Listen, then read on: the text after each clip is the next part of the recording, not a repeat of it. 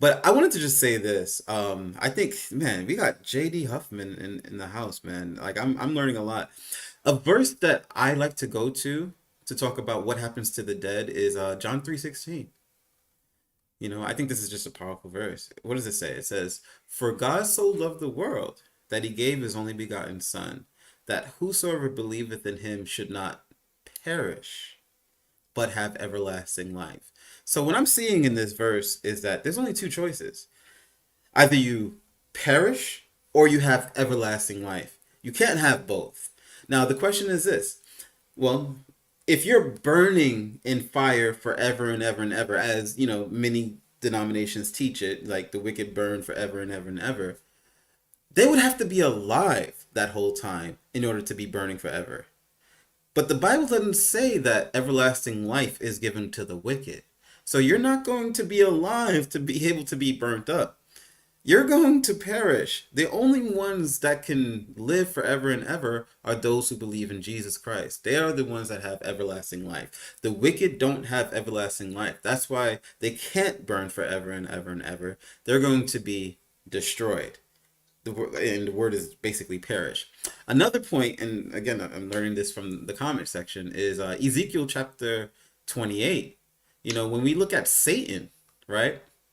What's going to happen to Satan? It says this, thou was perfect in all thy ways until iniquity was found in thee. Of course, we know Ezekiel 28 is talking about Satan, the anointed cherub, right? That was walking in the midst of heaven. And then it says this in 17. It says, actually, I'll start from 16. By the multitude of thy merchandise, they have filled the midst of thee with violence, and thou hast sinned.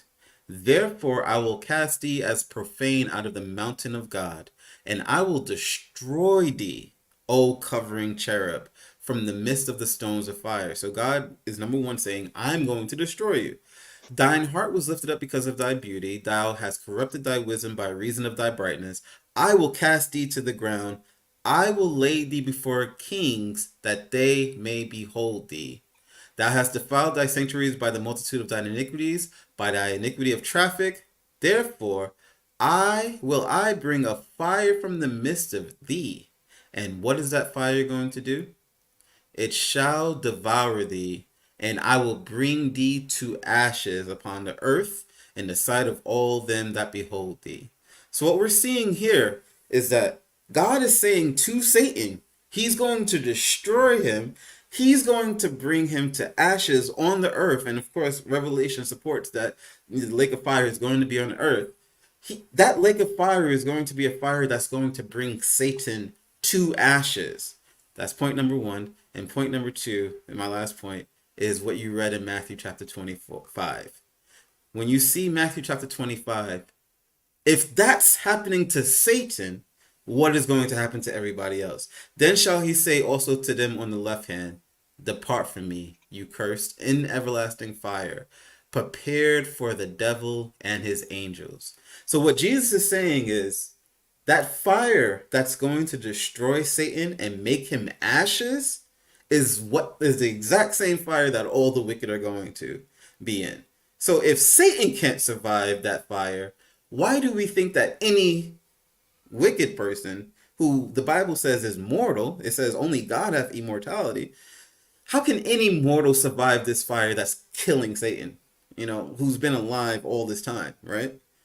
So Satan is much more powerful than us and is able to live even longer than us, and he needs a fire that comes from God to destroy him. How can anybody survive that fire if Satan's not even going to survive it? So that's just something to consider.